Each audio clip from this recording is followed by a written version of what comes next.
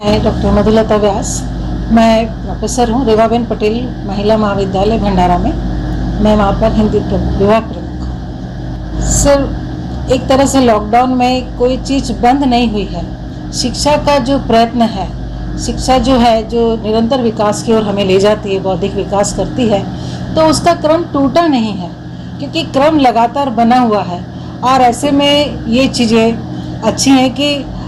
Lockdown में सबके स्वास्थ्य को ध्यान में रखते हुए ऑनलाइन पद्धति का जो कार्यक्रम शुरू किया है सरकार ने, तो निश्चय ये एक बहुत अच्छा है। बस होता यही है कि ऑनलाइन के लिए जो शिक्षा पद्धति गाँव तक पहुंचनी चाहिए वो पहुंची है, पर उतनी नहीं। जैसे कि मैं भंडारा में हूँ, हम कुछ भी कहते हैं, चाहे वो एडमिशन की बात हो, चाहे ऑनलाइन क्लासेस की बात हो, तो अधिकतर जो ग्रामीण क्षेत्र में विद्यार्थी हैं वो कहते हैं कि हमारे पास में मोबाइल लेने के लिए इतना हम लोगों के पास पैसा नहीं है। तो वो चीज़ फिर वो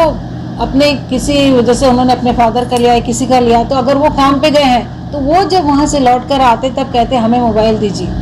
आज क्या आया है व्हाट्सएप पर आज देखना है, आज हमें किसी ने लिंक भेजी थी हम जो आए। तो एक ही घर में सबके पास में मोबाइल नहीं हुआ करता, क्योंकि किसान वर्ग से सारे विद्यार्थी हैं, खेती बाड़ी वाले विद्यार्थी हैं। तो ऑनलाइन शिक्षा पद्धति को और भी अधिक अग्रसित करने के लिए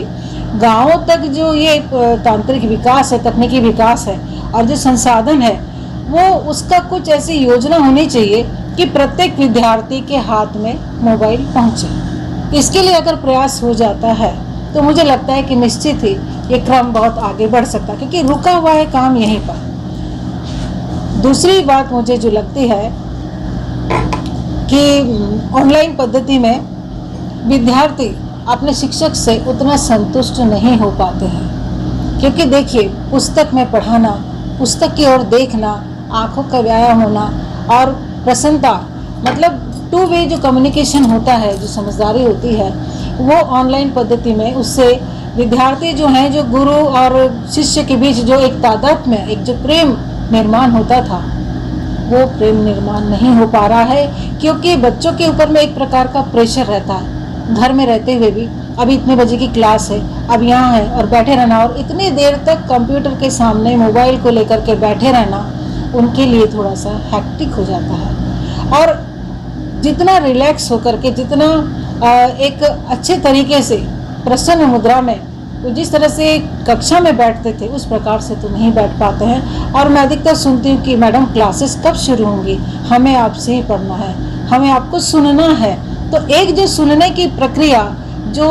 प्रत्यक्ष रूप से होती है, परोक्ष रूप से होती है, वो ऑनलाइन पद्धति में होती तो है, हमारे चेहरे दिखते हैं, लेकिन विद्यार्थियों को वो संतुष्टि पढ़ करके नहीं मिल पाती है जो कि कक्षा में होती है। तो अगर ये ऐसा हो जाए कि 50% रहे यहाँ पर, लेकिन कुछ क्लासेस आवश्यक रूप से भी कर दी जाए, सोशल डिस्टेंस मेंटेन करते हुए, अगर कक्षा में विद्यार्थी दूर दूर बैठेंगे और उनका पूरा सावधानी बरतते हुए, सैनिटाइजर का उपयोग करते हुए, मास्क का उपयोग करते हुए अगर हम क्लासेस शुरू करवाते हैं, तो मुझे लगता है सबको बहुत खुशी होगी। देखिए, बीमारी तो रुक नहीं रही है, अभी भी चल रहा है समय, और ऐसे समय में अगर हम शिक्षा को ही केवल तालाबंदी हो जाएगी तो मुझे लगता है कि ये चीज़ ठीक नहीं है। खुलना तो चाहिए, कक्षाएं शुरू होनी चाहिए, क्योंकि शिक्षा का बहुत नुकसान हो रहा है। विद्यार्थी, भाई मैं तो कहूँ कि ठीक है, उच्च शिक्षण के स्तर पर वहाँ तो विद्यार्थी इतने हो जाते हैं कि हाँ हम क्लासेस जाएंगे, क्लासेस करेंगे, नोट्स लेंगे, उनमें तो थोड़ी बौद्धिक क्षमता विकसित हो चुकी होती है। लेकिन शिक्षा का प्रारंभ जो होता है, उस प्रारंभिक शिक्षा में बच्चे जिस तरह से कैसे होती है क्लासेस, कैसा होता है क्लास में पढ़ना, कैसा नियम होता है, कैसा प्रशासन होता है, कैसी सभ्यता होती है, जो सबसे पीछे जो चीज़ छूट रही है वो सभ्यता और संस्कृति, दो चीज़ कक्षाओं के अंदर बैठ कर के पढ़ना, उसकी संस्कृति, उसका आचरण हम जो उनको सिखा सकते हैं, वो ऑनलाइन पद्धति में हमें क्या रहता है, हम केवल पाठ के ऊपर ध्यान देंगे इतने समय के अंदर, हम बाकी चीज़ें जो एक दृष्टांत देते हुए अलग से एक प्रत्यक्षीकरण के द्वारा भी जो उन्हें बता सकते थे, वो उसमें संभव नहीं हो पाता है, क्योंकि कहाँ से लाएंगे इतना माहौल। उस मोबाइल की दुनिया, उस चौखट के अंदर में जितना परिवेश आ पाता है, उतना ही परिवेश, उतना ही उदाहरण हम दे पाते हैं, जबकि विद्यार्थी कम से कम देखते हुए पर्यावरण को देखते हुए पर्यावरण के बारे में पढ़ा रहे हैं, मोबाइल पे पढ़ा रहे हैं, प्रकृति के बारे में पढ़ा रहे हैं, मोबाइल पे पढ़ा रहे हैं, तो ये थोड़ा अच्छा नहीं लगता। जैसे आप अब्दुल कलाम जी को ही देख लीजिए, हमारे जितने भी महापुरुष हुए हैं उन्होंने कहीं ना कहीं केवल कक्षाओं में बैठ करके ही नहीं सीखा। बाबा आम्बेडकर जी को देख लीजिए, उनके जो पानी पीने का जो उदाहरण था, वो जो एक शक्ति मिलती है कि मैं ये करूँगा, तो वो जो एक प्रेरणा मिलती थी बच्चों को कुछ आगे बढ़ने के लिए, जो एक पुशबैक जो बोलता है एफर्ट्स मिलता था उनको, वो ऑनलाइन शिक्षा पद्धति में नहीं मिल पा रहा। हम आज की ऑनलाइन इस पद्धति के द्वारा ये अपेक्षा नहीं कर सकते कि बच्चों को ये सीखने मिला और यहाँ से इसके अंदर में वो गुण आएंगे कि वो आगे एक बहुत अच्छा नेता, बहुत अच्छा नागरिक बन सकेगा। जो चीज़ प्रैक्टिकल है, चाहे इंजीनियरिंग की बात कर लो, हमारे होम साइंस की बात कर लो, ज्योग्राफी की बात कर लो, आर्ट्स ह्यूमैनिटीज़ डिपार्टमेंट की बात कर लीजिए, साइंस को बात कर लीजिए, बात यही है कि वो लोग भी जो है उसको किस प्रकार से पूरा कर सकेंगे। आर्किटेक्ट के जो विद्यार्थी हैं, इतना मैप बनाना, इतना सब उनका जो काम है, वो टेबल वर्क जो है वो बहुत मुश्किल हो जाता है उन लोगों के लिए। क्योंकि हम तो जब एग्ज़ाम लेते थे इंजीनियरिंग के, तभी देखते थे कि उनके लिए कितनी व्यवस्था करनी पड़ती थी। एक एग्ज़ाम के लिए जब हमें इतनी व्यवस्था करने के लिए बड़ा टेबल होना चाहिए, उनका जो डायग्राम रहता है उसके लिए होना चाहिए, तो उनके लिए तो शायद बहुत मुश्किल होता है कि उनके लिए क्लासेस बहुत आवश्यक हैं, ताकि वो लोग प्रायोगिक जो चीज़ें हैं वो अच्छी तरह से कर सके, अच्छी तरह से सीख सकें। और इसीलिए सोशल डिस्टेंस रखिए, कुछ रखिए, लेकिन कॉलेजेस को इतना बंद कर देने से वो बात नहीं हो पा रही। 2 साल के अंदर एक जो देखिए शिक्षा का अर्थ होता है सर्वांगीण विकास और बौद्धिक विकास। हम बौद्धिक विकास की ओर तो बढ़ जाएंगे, लेकिन सर्वांगीण विकास नहीं हो पाएगा। गेम्स छूट गए, कल्चरल प्रोग्राम्स छूट गए, तो ये सारी चीज़ें एक तरफ होने के बाद में जो उनका वक्तृत्व स्पर्धा ये सब लेते हैं। लेकिन देखिए एक विजुअलाइजेशन जो रहता है, तो मतलब हमारे देखने का जो दृष्टिकोण हो रहा है, अब वो दृष्टिकोण हम बाहर से नहीं ले पा रहे हैं। अब हमारा दृष्टि लगी हुई है केवल 1-1.5 घंटे तक, 45 मिनट्स तक केवल मोबाइल पर या कंप्यूटर, तो हमारा दृष्टिकोण वहीं रह गया। हमें दिखता है केवल चौखट और एक फ्रेम, हमें और कुछ भी नज़र नहीं आता। तो दृष्टिकोण में तो निश्चय मुझे लगता है कि बहुत फर्क आएगा।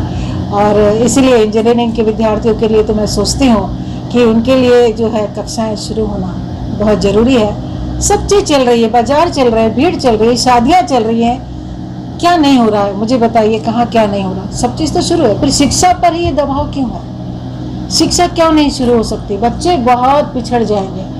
जो लॉकडाउन के दौरान हम स्वास्थ्य की बात करते हैं, चीज़ें तो फिर भी चल रही हैं, लेकिन मस्तिष्क में जो एक ठहराव आ जाएगा, हमें क्लास में जाना, एक सुबह से जो स्फूर्ति, अब बाकी के व्यक्तित्व विकास के गुणों को आप देखिए, हमें जाना है, सुबह से एक तैयारी है, एक उत्साह है, ये लेना है, वो लेना है, उनके जो हाथ पैर काम करते हैं, हमें यहाँ से उठना है और वहाँ पर लेकर के मोबाइल बैठ जाना है। ये इतना सा जो चीज़ें उनके अंदर हो रही है, इससे मुझे लगता है कि स्वास्थ्य को लेकर के भी एक पक्ष तो स्वास्थ्य का जो बाहर से जिसके डर है, पर ये दूसरा जो स्वास्थ्य है इसका भी ख्याल करना पड़ेगा कि मानसिक विकास, मानसिक स्वास्थ्य पर भी बड़ा असर पड़ रहा है कि बौद्धिक रूप से एक ठहराव आ जाएगा, और दूसरा एक आलस्य सा निर्मित हो जाता है। दूसरा जो एक हंसते खेलते पढ़ने की जो प्रक्रिया रहती है, आनंदित वातावरण जिला अपन मनता, वो जो है वो विकास नहीं हो पा रहा है। कि आंदोलन ऐसा हो कि जो बहुत आवश्यक है, प्रत्यक्ष रूप से जिसका हम पर प्रभाव पड़ रहा है, जिसकी वजह से हमारा काम रुका हुआ है, जिसकी वजह से कि शिक्षा क्या चीज़ होती है, स्कूल क्या होता है, ये सब हम भूल जाएंगे। मतलब औद्योगिकरण हो रहा है, लेकिन मनुष्य भी अपने आप में एक उद्योगी बन के रह जाएगा, जबकि वो साधन नहीं है, वो साध्य है, वो कुछ कर सकता है, वो निर्माण करने वाला है, वो खुद अपने आप में वस्तु नहीं है,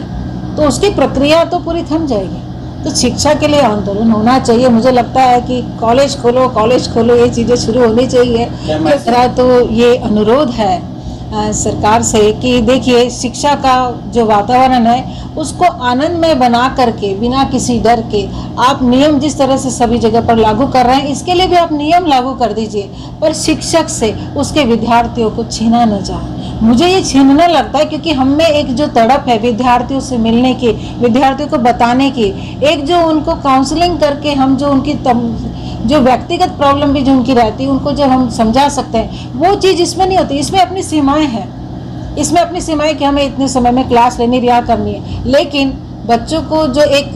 हम बोल सकते हैं, देखो बच्चों ऐसा नहीं ऐसा करते हैं, अब इतनी सारी बातें हम क्या इसने इतने समय के अनुराग कर सकते हैं। मुझे लगता है कि जितने महापुरुषों की कथाएं हैं, आधे से ज़्यादा निर्मित या आधे से ज़्यादा उनके व्यक्तित्व विकास के गुण, एक अच्छे नागरिक के अच्छे नेता बनने के गुण जो है, वो जो बीज पनपते हैं वो तो कक्षाओं में से ही होता है। और ऐसे समय में जहाँ गुरु शिष्य की परंपरा रही है भारत में, वहाँ पर आज आधुनिक शिक्षा पद्धति में अगर वो थोड़ा सा बहुत पीछे जा रही है तो ये क्लासेस